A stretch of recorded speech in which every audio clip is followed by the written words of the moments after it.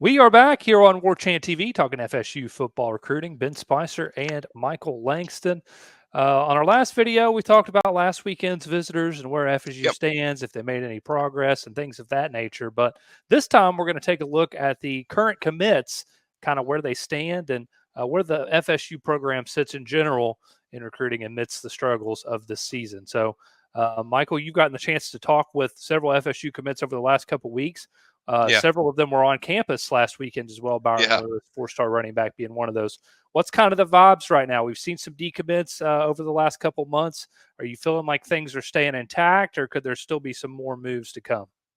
I mean, there still could be more news to come when you're, especially when you don't see a light in the tunnel as far as the season goes. Yeah. With being 1-8, I think last week was probably the worst I've seen them look, which was not helpful all the way as far as your product. But I think a guy like Byron Lewis, I think he's pretty firm and comfortable. You could tell just with his pledge. I've already covered Tramel Jones. I think certainly Florida's pushing, and there's some optimism on their end that they feel like they're at least listening to what their pitch is. So that's a little bit of concern. But as I said before, if Florida, like, the more Florida struggles, I think the less this will be a factor. So if Florida struggles the rest of the year, and then that Florida State Florida game certainly going to be big, then you still have that. Is Napier going to be there next year? But if they continue to build off what they're doing, certainly they're going to be a major threat and thorn in that recruitment. That's one that I'm not panicking yet, but it's something that is very got my attention a lot. That I think Florida is very much a solid threat again. We're kind of reached that point. Before it was kind of he shut things down, but like I say when you go 1-8, it's kind of what's going on. So there it leads into confusion and hey, can they do this? But I think overall, like I said, Byron and I think good decent portion of the commits are firm.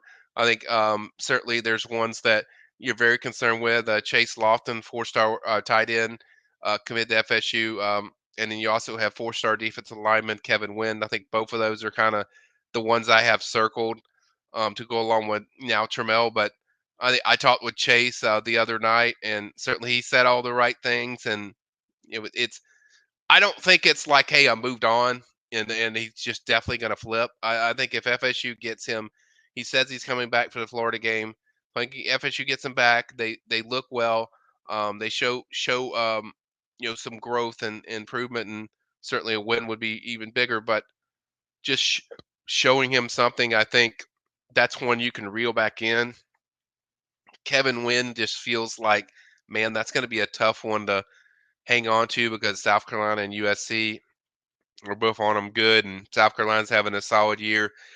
USC's kind of struggling, but I think South Carolina's always been my biggest concern with that recruitment. So you have that. I think the rest of them, for the most part, they're pretty solid as far as being firm in their pledges. But yeah, it's just a lot of tough time to solidify things when you just like I preached about this the last 2 to 3 weeks, maybe in a month, that you got to show some normalcy of what you're doing.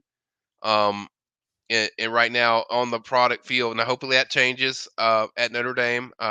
I will be there. If people that are wondering, I'm going to go. We already had this trip planned, so but it would really be helpful if their product would show some growth overall, especially when they go on the road. I think certainly that Florida game is even bigger because that's one where I think it's certainly attainable and winnable, as far as winning that game.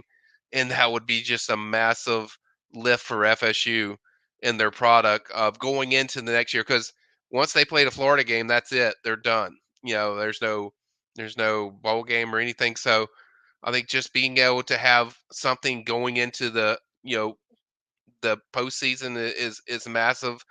I think it's almost inevitable. I've said this many times that there's going to be changes, but I think overall, just that I cannot stress how important that Florida game is. I think that's the most important game they have the rest of the year. I think too, just you'd like to see this team just play a little more loose. That yeah, you're 1-8 guys, but I mean, there's no pressure on you. Just relax and you'd like to see some of the young guys just make some explosive plays. But I think overall, just I think that I cannot stress that with the Florida game, like I said 3 times now, that if you produce well and you win that game, I think it will.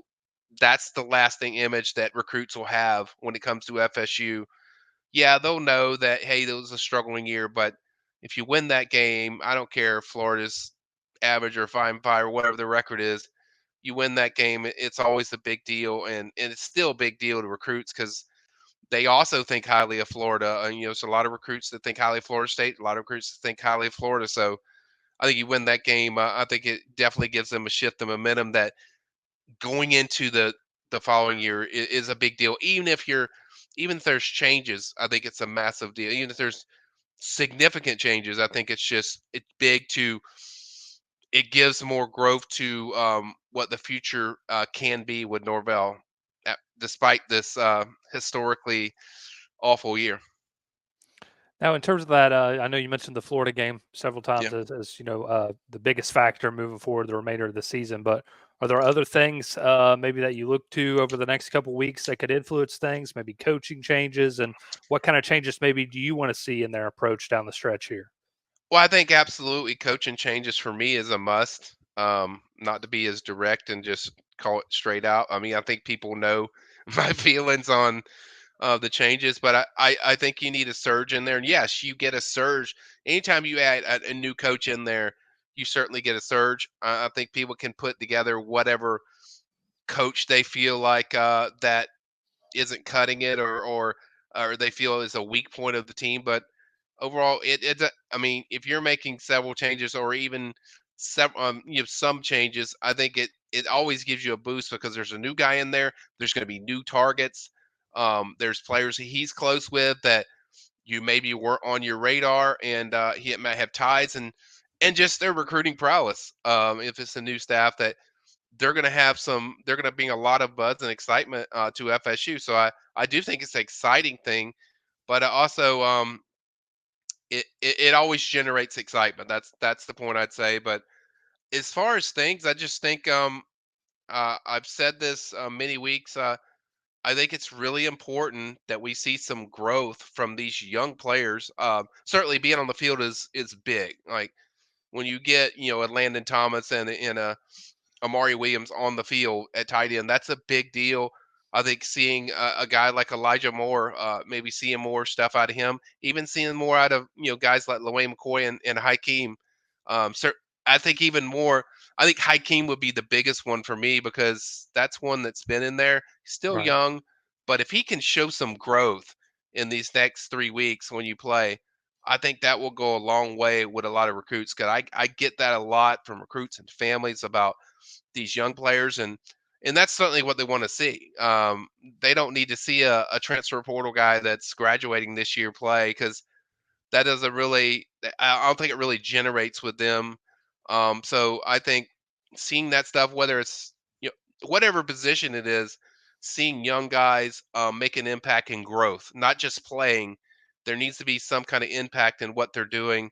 Doesn't have to be like if you're a receiver, it doesn't have to be 100 yards or 150 yards. It's about just showing impact in different parts of the game. And I think if they do that, that will certainly give them a boost. I think the coaching stuff will be a bigger boost, but I think that growth kind of leads into that next coach. Like say you could grow in those 3 games Right. and then see a change and then bam, it gets people excited and it generates excitement and buzz, and that's how recruiting momentum begins. And I would say this too. I don't think it's like that it has to be a 4 or 5 year project. I mean, I think it's something where now with the portal and you combination with portal and high school, you can and if you get great coaches, you can fix this.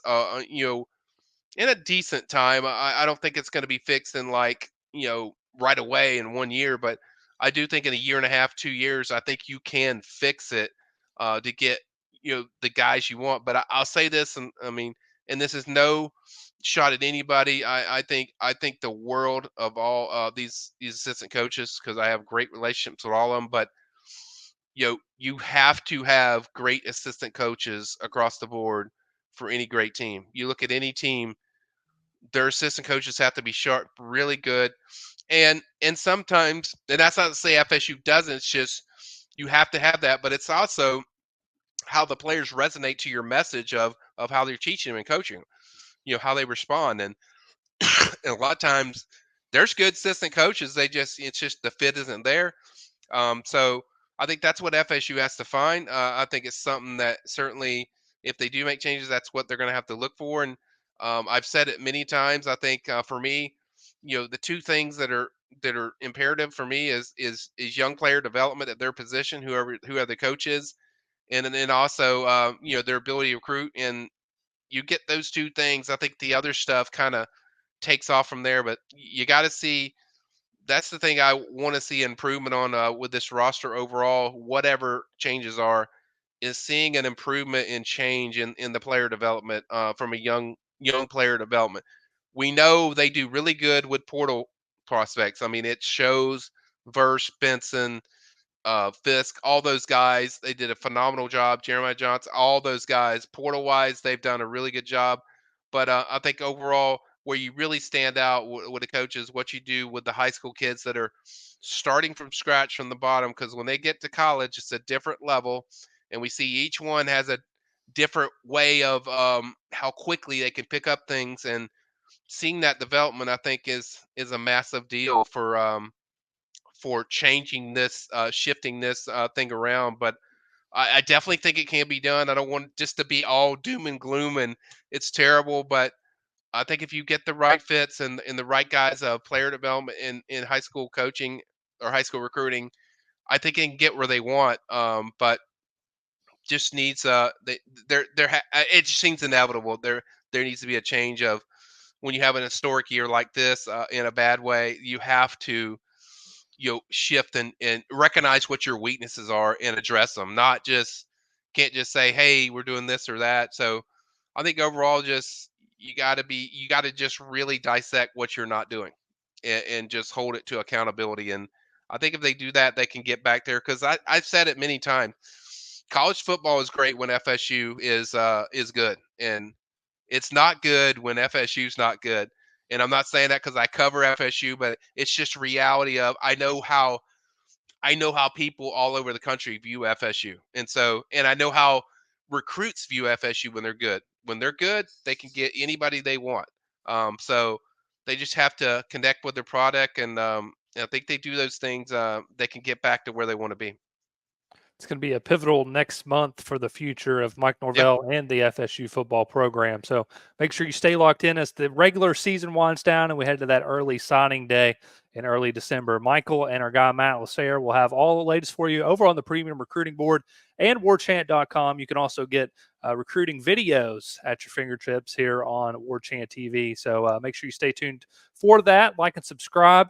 And we'll see you back next week for more FSU football recruiting talk here on Warchant TV.